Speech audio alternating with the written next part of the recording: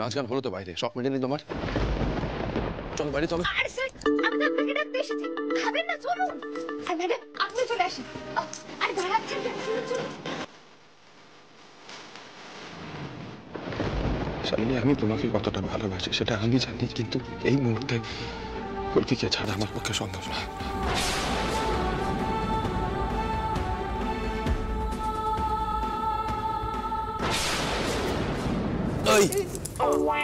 কি হচ্ছিল ওটা ভেতরে? স্যার, মা কালী না আজ আমার উপর অনেক দয়া করেছে, অনেক ভাবে। জয় মা কালী। ফুলকি, তোমার এই আড়ি পেতে কথা শোনার অভ্যেসটা পাল্টাও, বলে দিচ্ছি। আরে বাবা স্যার, আমি আড়ি কই পাচ্ছিলাম? আমি তো আপনাকে খুঁজতে এসেছিলাম। তারপর যদি ম্যাডামের গলার স্বর আপনার গলার স্বর আমার কানে যায়, সেটাও কি আমার দোষ নাকি? বড্ড বেশি ফাজিল হয়ে গেছো তুমি। আমি না একটা সময় বুঝে পাই না তোমায় ঠিক কি শাস্তি দেওয়া উচিত। গাঁটটা মারা উচিত না কান বলা উচিত? বেশি পাকামো।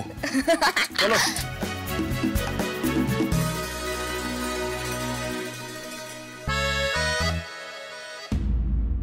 তোমাকে বিয়ে করা মানে তো ফুলকিকে ত্যাগ করা। আমি এখন এটা করতে পারবো না শালিনী। শালিনী, আমি তোমাকে কতটা ভালোবাসি সেটা আমি জানি, কিন্তু এই মুহূর্তে ফুলকিকে ছাড়া আমার পক্ষে সম্ভব না।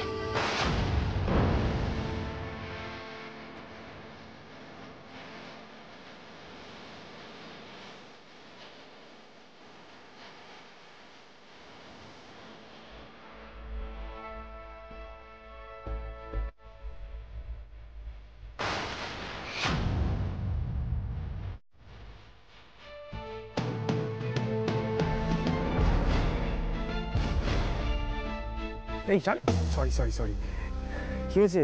ওদিকে কি ব্যাপার বলো তো? ওই ফুলকি রোহিত কিনে খাওয়া জায়গা গেল। আমি আর ছোট হতে পারছি না রুদ্রদা, আমি এক্ষুনি কলকাতায় চলে যাব। রোহিত আমার মুখের উপরে বলল যে ও ফুলকিকে ত্যাগ করতে পারবে না।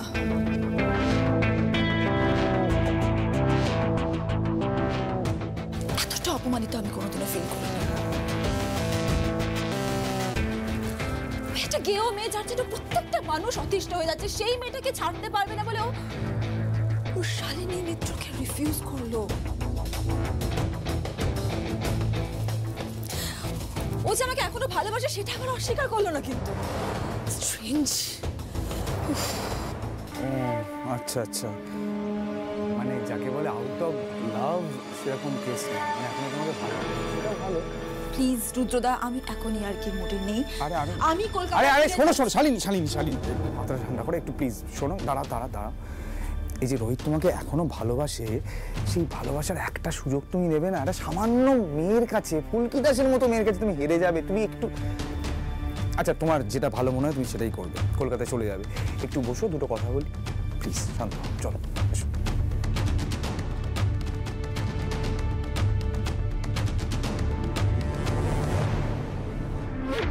আমি বুঝতে পারছি শালিনী, তোমার খারাপ লেগেছে, সেটাই স্বাভাবিক, মানে লেগেছে। আমি আন্দাজ করেছিলাম এরকম করে হতে পারে। কি তুমি আন্দাজ করেছিলে, তারপরেও তুমি আমাকে ছোট হতে দিলে? আরে না রে বাবা, দাঁড়াও তো, আমি শুধু তোমাকে ছোট হতে দেবো বলছি। রোহিতকে যতটা আমি চিনি তাতে আমার মনে হয়েছিল, আমি শিওর ছিলাম না রে বাবা। আর তোমাকে তো বুঝতে হবে রোহিতের এখন মানসিক অবস্থাটা কিরকম। বেচারা কৃতজ্ঞতার ভারে নিয়ে পড়েছে। এই যে আড়াবাড়ির জঙ্গলে ওই ভাঙা বাড়িতে ফুলকি ওকে এতটা মেন্টাল সাপোর্ট দিল, তারপরে হসপিটালে যত্নাতি করে সেবা শুশ্রূষা করে ওকে সুস্থ করে তুললো। তারপরে এই যে একের পর এক বক্সিং ম্যাচ ফুলকি জিতছে, কার জন্য? রোহিত স্যারের মুখ উজ্জ্বল করার জন্য তো। রোহিত স্যার ওকে এত সহজে কি করে ছাড়বে বলো তো শালিনী? যেটা করতে হবে, রোহিতের ভিতর থেকে তোমার জন্য ভালোবাসাটা বের করে আনতে হবে, বুঝতে পেরেছো? আমি বলতে চাইছি, রোহিত যদি এটা জানতে পারে যে তুমি রোহিতের ভালোবাসার জন্য নিজেকে শেষ করে দিতে চাইছো, তাহলে তো ভালোবাসাটা আরো প্রকট হবে, তাই না? তুমি কি বলছো আমি সত্যি বুঝতে পারছি না রুদ্রদা। না, বুঝে যাবে, বুঝে যাবে, এত শক্ত কিছু আমি বলছি না। তুমি বরং একটা কাজ করো, তুমি আপাতত এইটা রাখো। ধরো। কি এটা? ধরো না, খুব ভালো জিনিস এটা। ওই গায়ে ভালো করে লাগিয়ে গায়ে আগুন ধরিয়ে দিলে কোনো ক্ষতি হয় না। আরে বাবা, ওই সিনেমায় স্টান্টম্যানরা এগুলো ইউজ করে ওই স্টান্ট ফান দেখায়, দেখো নি আগুন জ্বলছে সারা গায়ে, এই জেলটা লাগিয়ে নেয়। এই জেলটা গায়ে লাগিয়ে গায়ে আগুন ধরে। মানে তোমার কি মাথাটা পুরো খারাপ হয়ে গেছে রুদ্রদা? শালিনী মিত্র, আমি একটা নামকরা বক্সার, আমি কেন এত বড় একটা রিস্ক নেব? মাথা খারাপ নাকি আমার?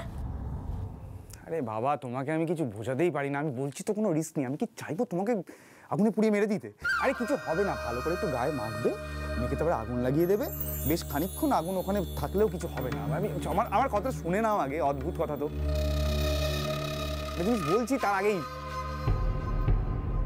এইটা গায়ে মেখে আগুন ধরিয়ে দিলে তোমার কোনো ক্ষতি হবে না, কিন্তু রোহিত কি বুঝবে? রোহিত বুঝবে তার ভালোবাসার মানুষ তাকে যদি না পায় তাহলে কি কি করতে পারে। সেই জন্য বলছি আগে না চেঁচিয়ে আমার কথাগুলো ভালো করে বুঝে নাও, তারপরে যদি তোমাকে প্রশ্ন থাকে চেঁচানোর হয় চেঁচিও।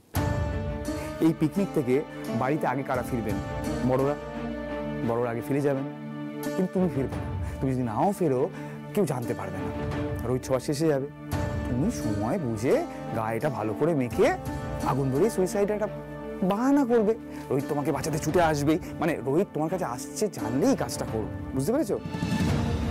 তারপরে রোহিত যখন তোমাকে ওই অবস্থায় দেখবে, তোমাকে আর কিছুতেই অবজ্ঞা করতে পারবে না, বুঝতে পেরেছো? তোমার কথায় উঠবে, তোমার কথায় বসবে। দেখো শালিনী, আমার কি মনে হয় জানো, এই ফুলকির মতো একটা সামান্য মেয়ের কাছে তোমার হেরে যাবার কোনো মানেই হয় না। তার উপর আবার 10 একর জমির ব্যাপারটা আছে, সেটা আবার বিনামূল্যে। আমি যদি তোমার জায়গায় থাকতাম তাহলে আমি এই কাজটা করেই ফেলতাম। আমার মনে হয় তুমিও করেই ফেলো, তাতে তোমার ভালোই হবে। এখন আমি তো তোমাকে জোর করতে পারি না, বড় হয়েছো, বুঝতে শিখেছো, যা তোমার ভালো মনে হবে তুমি তাই করবে। চিন্তা করো না, ডাক্তার আমার সব ফিট করা আছে, মানে সবাই ঠিক টাইমে চলে আসবে, অসুবিধা কিছু হবে না। কি বলছো? না বললে আমি চলে যাচ্ছি, আইল বি গন। শালিনী, আমি তোমাকে কতটা ভালোবাসি সেটা আমি জানি, কিন্তু এই মুহূর্তে ফুলকিকে ছাড়া আমার পক্ষে সম্ভব না।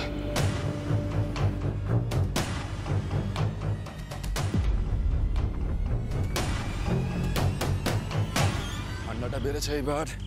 হ্যাঁ কমাল, হ্যাঁ এবার চারদিকটা ভালো করে দেখে নে তো কিছু পড়ে আছে কিনা। আমি তো বাড়ির সবাইকে মোটমাট রওনা করিয়েই দিয়েছি, কজনই আছি আর। বাড়ি থেকে একটা গাড়ি এলেই আমরা বেরিয়ে পড়বো, ঠিক আছে? ঠিক আছে, এবার দেখে নে চারদিকটা, আমি আসছি। হ্যাঁ, আর কোথায় যাচ্ছিস তুই?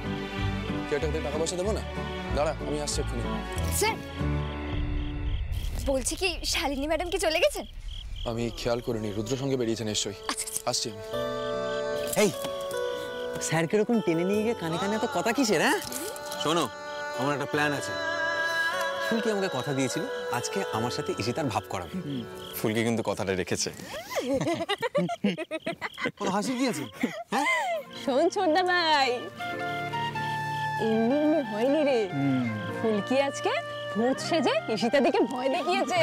হ্যাঁ পড়ছিল পড়ে, একবার যদি আমরা ধরা পড়তাম না সবাই শেষ। কি বলছিস রে, সত্যি? কিন্তু আজকে কিরকম সারাদিন ঈশিতা দিদি তোমায় জড়িয়ে ধরেছিল। মানেটা কি? ওই ভূতটা তুমি? আগে হ্যাঁ ওই এদিকে আয়। শোন, ওই থিয়েটারের লোকজনরা এই বাড়িতে কিছু মেকআপের জিনিসপত্র রেখে গেছে। ফুলকি সেখান থেকেই সবকিছু নিয়েছে, আবার রেখেও দিয়েছে। কি বুঝলি? কি বলছে? ফুলকি, ফুলকি, এই তুমি কিন্তু অনেক বড় রিস্ক নিয়েছো, এটা অনেকটা রিস্ক। তাই বলি ঈশিতা সারাদিন ওরকম ভূত ভূত বলে ভয় পাচ্ছিল কেন? তবে যাই বলো না কেন, ফুলকি কিন্তু আজ আমাকে খুব আনন্দ দিয়েছে, সে যেভাবেই হোক। তাই আমিও ফুলকিকে কিছু দেবো তার বদলে। কি? রোহিত তোমাকে আজকে মনের কথা বলবে, আর আমার কাছে আছে সেই মহৌষধি। কি? আমার সেই স্পেশাল মহাজাগতিক ফলের রস। ওই যে ফলের রস।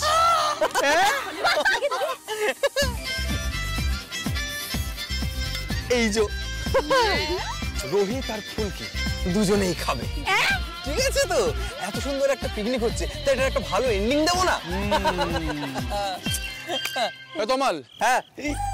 তোর কাছে কোনো জলের বোতল আছে রে? আমার না প্রচন্ড জলের তেষ্টা পেয়েছে, ঠিক আছে? আমার গলা শুকিয়ে যাচ্ছে, সব গাড়িতে তুলে দিয়েছি, জল খাওয়া না পারলে। আছে তো জল মা কালী, তোমার দাদা ফলের রসটা দাও। দাদা দে দে দে দে দে। এই নে রোহিত, এই নে, চ চ করে মেরে দে। খেয়ে না ভাই। Thank you. Yeah, welcome.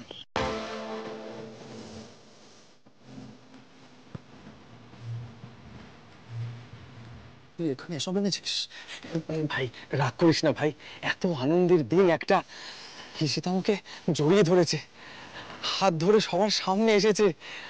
আহ রোহিত, এই আনন্দটা মাটি করিস না ভাই, প্লিজ রিকোয়েস্ট। নেই নেই নেই, চ করে মেরে দে ভাই, আমার মেরে দে। এই আমাকেও একটু দে।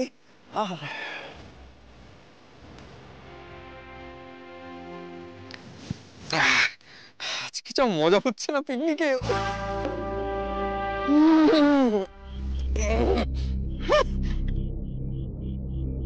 আমি আর অপেক্ষা করতে পারছি না রোহিত, তো আমাদের বিয়েটার ব্যবস্থা করো। আমি এখন এটা করতে পারবো না শালিনী। এরপরে শালিনী কি করবে, কোথায় থাকবে? ও কি আদৌ আর আমাদের বাড়িতে থাকবে? কে জানে। আমি বা কি করতাম এভাবে দুম করে।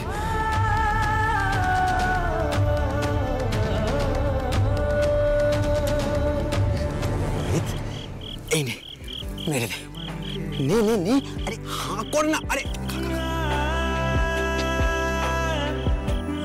এই ধান দিদি, তুমি এদিকে এসো। বলছি ফলের রসটা আমিও একটু খেয়ে নি, বলো? আরে বাবা, এই ফলের রসটা খেলে না আমার মনে সাহস আসে। আমি আগে দেখেছি, আর স্যার যখন মনের কথা বলবে সেটা শোনার জন্য তো আমার মনে সাহস দরকার। একটু খেয়ে নি।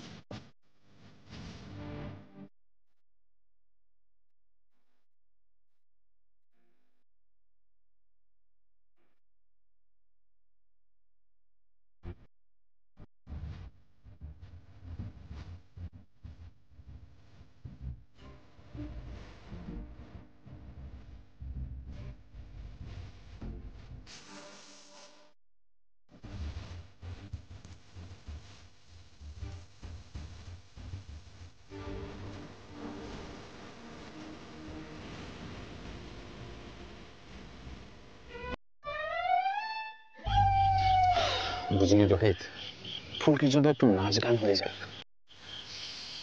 মানে বলছি, আমরা ফুলকির জন্য একটু নাচ গান করি। দেখ, যতক্ষণ আমরা এখান থেকে নবাবগঞ্জের বাড়িতে যাচ্ছি ততক্ষণ একটু এনজয় করি, একটু।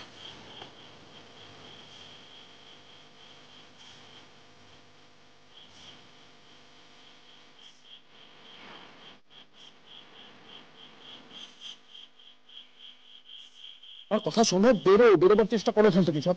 আমি আপনাকে ছাড়া কিছু নেই বেরোবো না। আমি বেরিয়ে যাবো, আপনি এখানে একা থাকবেন, একদমই না স্যার।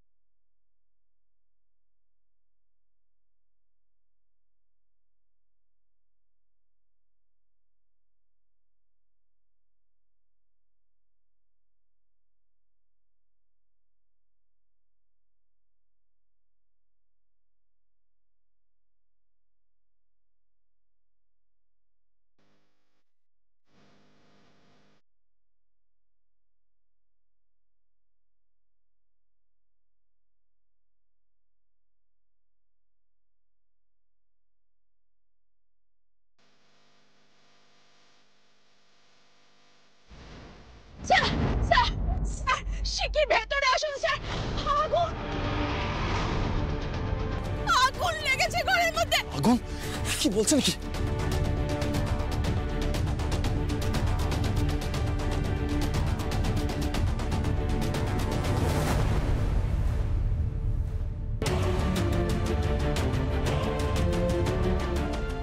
স্যার স্যার এই ঘরটা থেকে হঠাৎ আগুনের হলকা দেখতে পেয়েছি। ঘরের ভিতর কেউ নেই তো, সবাই তো বাড়ি চলে গেছে। হ্যাঁ, এ তো শালিনীর গলার আওয়াজ। আপনি যে বললেন ম্যাডাম বাড়ি চলে গেছে। শালিনী, শালিনী দরজা খোলো। দাদা এক্ষুনি দমকলকে ফোন কর, এক্ষুনি কর। আগুনটা লাগলো কিভাবে? স্যার আপনি দাঁড়িয়ে থাকবেন না, দরজাটা ভাঙুন। হ্যাঁ দা ভাই।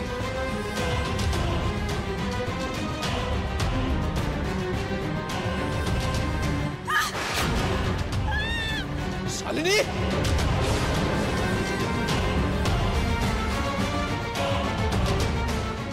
শালিনী, শালিনী ভাই, আমি এসে গেছি, তোমার অ্যাম্বুলেন্স ডাক।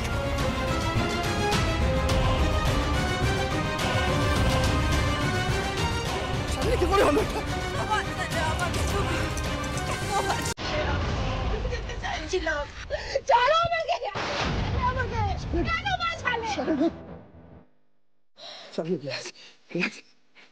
শালিনী, শালিনী, তোমার জানো তাড়াতাড়ি। দা ভাই তো এই আস্তে আস্তে চল চল চল। এটা কি হলো মাকালি? আমি শুধু এত আনন্দ করলাম, শেষে এসে এটা তুমি কি করলে?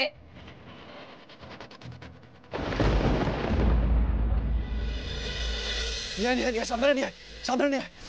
Doctor, doctor, doctor, doctor, doctor, ওই গায়ে আগুন লেগে গিয়েছিল। রুদ্র স্যান্ডাল ফোন করেছিলেন তো আপনাকে? হ্যাঁ হ্যাঁ, উনি ফোন করেছিলেন, উনি সমস্ত দায়িত্ব নিয়েছেন। সিস্টার, ওনাকে ভিতরে নিয়ে যাওয়ার ব্যবস্থা করুন। সাবধানে। আপনারা এখানে ওয়েট করুন, কোথাও যাবেন। স্যার, ডাক্তারবাবু কিছু বললেন শালিনী ম্যাডামের ব্যাপারে? কোনো বার্ন ইঞ্জুরি হয়েছে? উফ, আমি তো জাস্ট ভাবতেই পারছি না যে শালিনীর মতো একটা মেয়ে এরকম একটা বিভৎস কাণ্ড কি করে করলো দা ভাই। এক্স্যাক্টলি, মানে দেখে তো খুব শক্ত ধাঁচের মনে হয়। হে মাকালি, শালিনী ম্যাডামের যেন কিচ্ছু না হয়।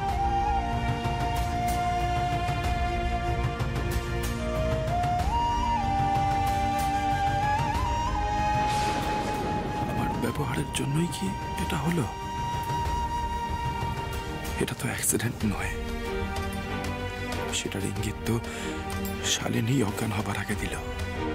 আমি আর অপেক্ষা করতে পারছি না রোহিত, আর তো আমাদের বিয়েটার ব্যবস্থা করো। রোহিত, রুদ্রতারা এসে গেছে। রুদ্রতারা নিজেদের বাড়িতেই গেছিল, যেটুকুনি ওদের সাথেই আছে। আমি বাড়িতে কাউকে কিছু জানাইনি, বুঝলি? তাড়াতাড়ি চলো, আমরা তাড়াতাড়ি এসো। রোহিত কোথায়? আমরা পিকনিক স্পট থেকে চলে আসার পর কি এমন ঘটলো যে শালিনী এত বড় একটা কাণ্ড করলো? মাগো, আমি তো ভাবতেও পারছি না শেষে কিনা শালিনী, ভগবান না করুক কিছু যদি একটা হয়ে যায় তখন। না দিদি, কিচ্ছু হবে না, কিছু হবে না। এরকম বলিস না, এরকম ভাবিস না। না কিছু হবে না, কিছু হবে না। কিছু হবে না। ডাক্তারবাবু, কি অবস্থা শালিনী? স্যার, আপনি এসে গেছেন, পেশেন্টের জ্ঞান ফিরেছে। আপনাদের মধ্যে একজন গিয়ে ভিতরে দেখা করতে পারে।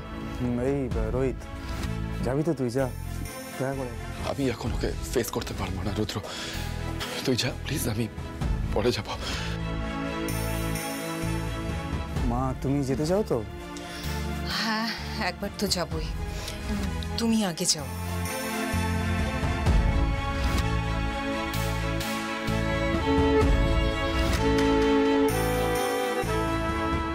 দিদি, আমি একটু ম্যাডামের জন্য পুজো দিয়ে আসবো। নানু, ফুলকির সঙ্গে তুই যা। হ্যাঁ, আমি যাচ্ছি, চলো।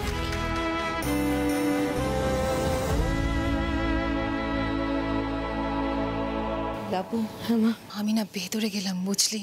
যাও। সকলে কি বিপদেই না পড়েছে। স্যার তো ভেতরে ভেতরে শেষ হয়ে যাচ্ছে। মা কালী, তুমি একটু দেখো, একটু দেখো যেন সব দিক সামলে ওঠা যায়। আমি আসছি তোমার কাছে, আসছি।